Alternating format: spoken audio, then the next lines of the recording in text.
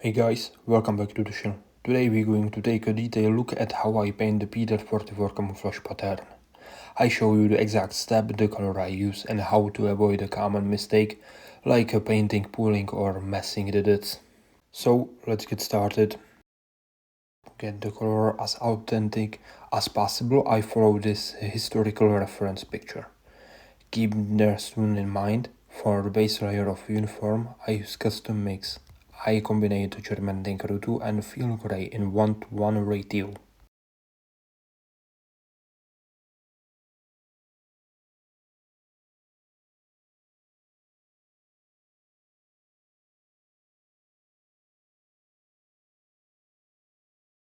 Once the base coat was completely dry, it was time to move on to highlights to add so much neat depth and contrast. For the highlights, I took German field gray and add some sky gray into the mix. Because the base color is naturally quite dark and flat, layering this lighter tone on the top really helped to bring the model to the life. I daggered the higher point, sharp edges, and all the area where the light would naturally hit the fabric folds. I keep the mix very controlled and use a fine detail brush to feature in it, making sure to transfer from the dark base uniform to bring the highlights look smooth and natural rather than harsh and messy.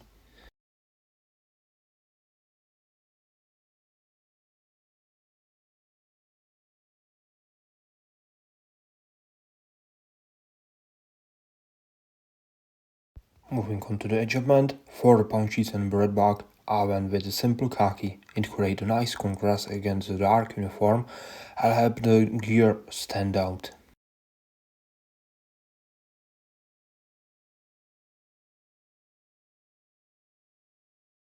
Once the base layer was dry and fully set, it was time to make highlights. For the highlights on the adjustment, I use German BG Barber 2. I carefully apply this highlights tool along the top of the edges, flat and corked of the punches where the light would naturally hit. Sorry for the mistake. Because of achievement take a lot of wear and tear, building up the lighter descent tone helped to break up the flat area and give the gear much more realistic.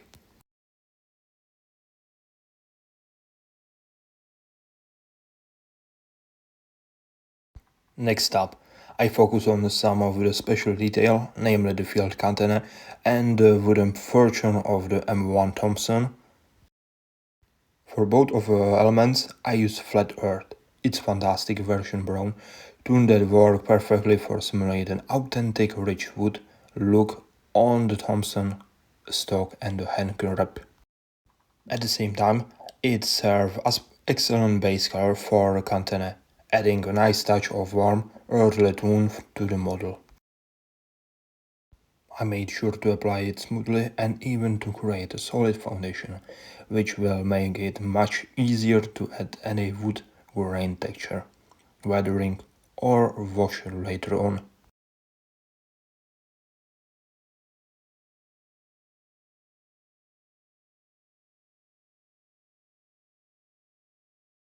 And I also apply flat earth on magazine pouches. For the metal part of the Thompson, as you can see on a reference picture, I use dark gray instead of going straight for solid black. Using a deep dark gray gives you much more realistic foundation for metal surface. It leaves plenty of room for adding supple edges highlights or soft gunmetal dry brush later on, which really bring out the receiver and barrel detail while making them look like authentic oiled steel. To make the metal part of the Thompson pop and look like real, warm steel, I work on the highlights next. For highlights on the weapon, I use a custom mix of dark gray and a sky gray in a ratio 1:1. Moving on to the skin and the facial feature, for the face I went with Barbarian Flesh. When I painting a skin tone on a miniature, getting smoother transition is everything. So I apply this paint in a several thin, delicate layer rather than one thick coat. Thinning it down probably allow the paint to set nicely with not observing the tiny facial details like the nose, eye and a brow. Building it up gradually gives you much more richer, more and natural flesh tone and provides a solid, smooth base before we start working on the shadows for facial highlights.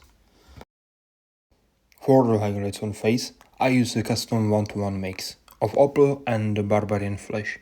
I apply this lighter skin tone very selection to the highest point of the face such as the nose, cheekbones, chin, and the forehead. Because skin has a natural warmth and texture, this sample highlights really help to catch the light and add the dimension and bring a life expression to the miniature portrayal. For the trousers and the cap, I use Dot 44 brown base. I choose this special shade because it provides the absolute best, most historically accurate foundation tone for particularly work camouflage.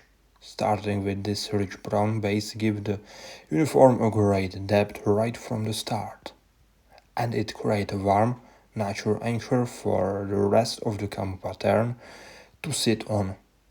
Pulling up the lower garment and the headwear with the tune will help tie the welcome flash scheme together and make the miniature look authentic and convincing.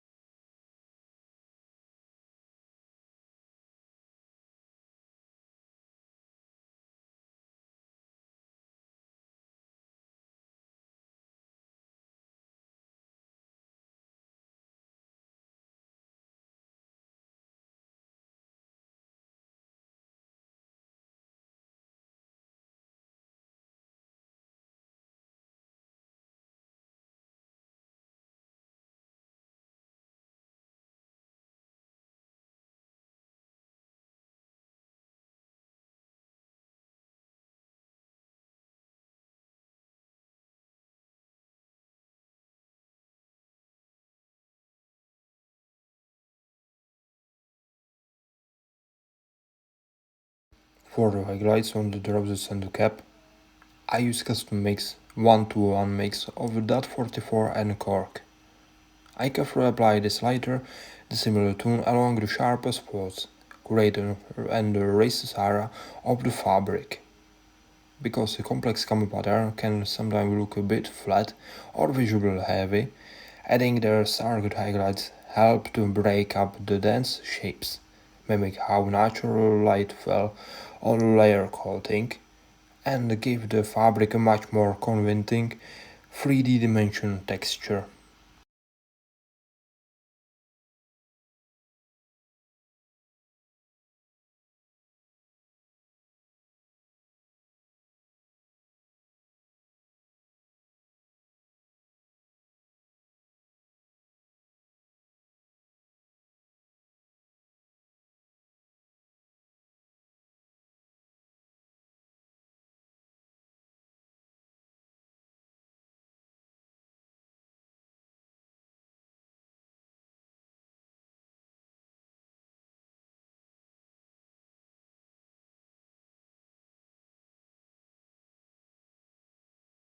To paint the facial hair and the sable, I mix barbarian flesh and a uniform grey in a 4-to-1 ratio.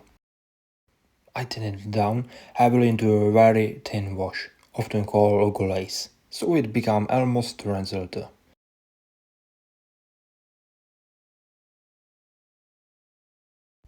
For the base of a spot on the cap, I use dark green. As you can see on a reference picture, placing there the spring correctly is crucial for nailing that authentic look. On the camouflage scheme, I carefully study the historical reference to make the placement, shape, and the stroke of the pattern as accurate as possible. As you can see from reference picture for the pants, I used to paint the special camouflage spots. I used a special dotting technique instead of just standing brush took by careful dabbing the tip of the brush rather than grabbing it I was able to achieve much sharper, more controlled and natural variable dot shapes. This method gives you absolute precision over the size and destiny of the spots, preventing them from looking messy or uniform. Taking advantage of the dotting technique really elevates the final look of the pattern, making the camo spots look crispy, organic and much more authentic to a real military uniform. For the next step of a spot, I use orange tan. Introducing this vibration warm shade is a key to step in building up an authentic camouflage scheme as it created disturbing contrast against the dark base color. I carefully apply these spots to break up the pattern even further, adding a rich tonal variability and bring a realistic weather look to overall camo design.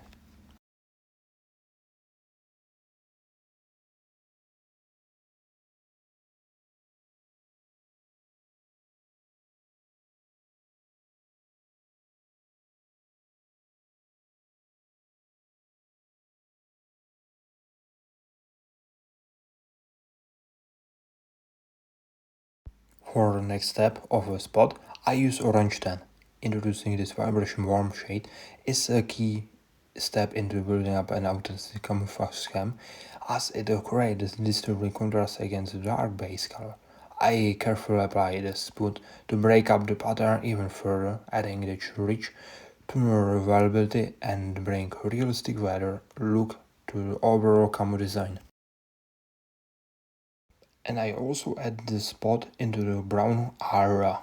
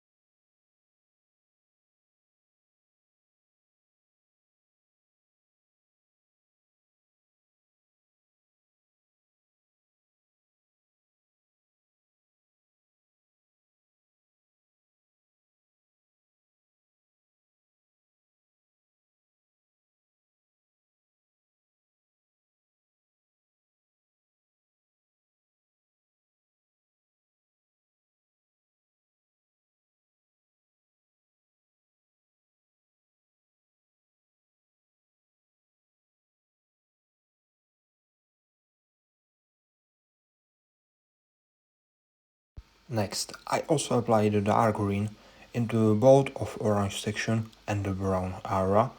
Expanding this dark green across the different color zones is a crucial step in tying that entire camouflage pattern together. By wiring the dark green elements through the orange and brown field, it breaks the individual color block, create a tighter visual indirect, and achieve the complex organic blend character of authentic military camouflage. as you can see on a reference picture. And we will continue with the process step by step. You need the trousers match the look of the reference picture. Since we are working in a 28mm scale, they don't need to be an exactly microscopic pixel for pixel copy. But the main goal is to capture all the essential detail, color breaks, and texture that make the camouflage pattern instantly recognizable and visual strict at the tabletop scale.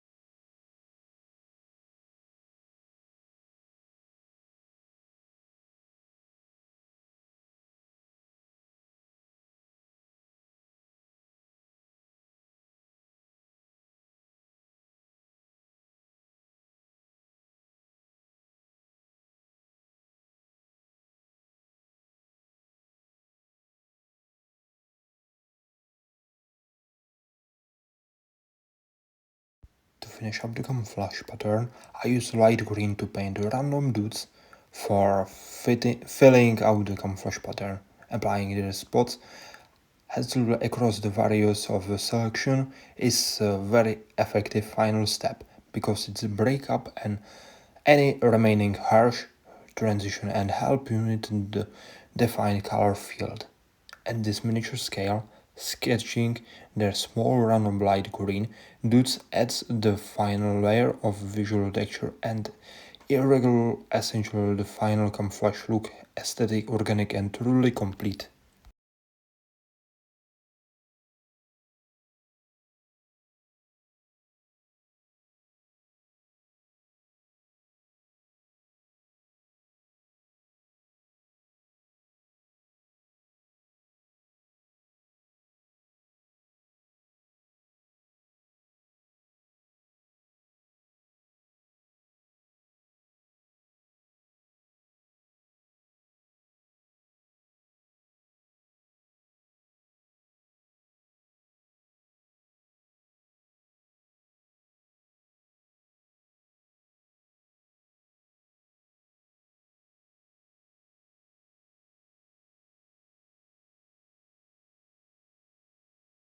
For the shading, I use dark tone. Applying the shade is crucial final step to create depth and define across the entire miniature. By letting the wash flow into the recesses, folds and creases of the uniform, it instantly creates the natural shadows that make all the paint detail pop. This tied the layer together supple and any overbearing spot and gave the model a realistic battle ready finish warm strong contrast that look fantastic on the tabletop.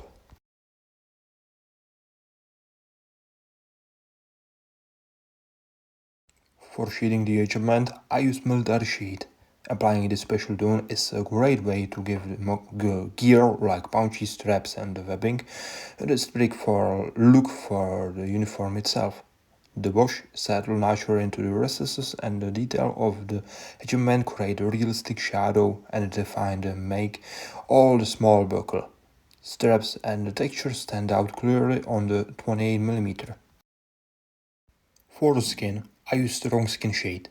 Applying this wash is a fantastic way to bring out the whole facial feature and the skin detail on 28mm.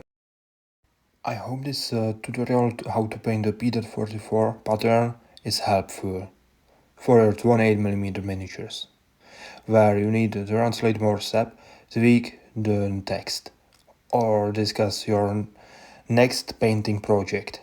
Just let me know. And see you in the next video. Have a nice day and goodbye.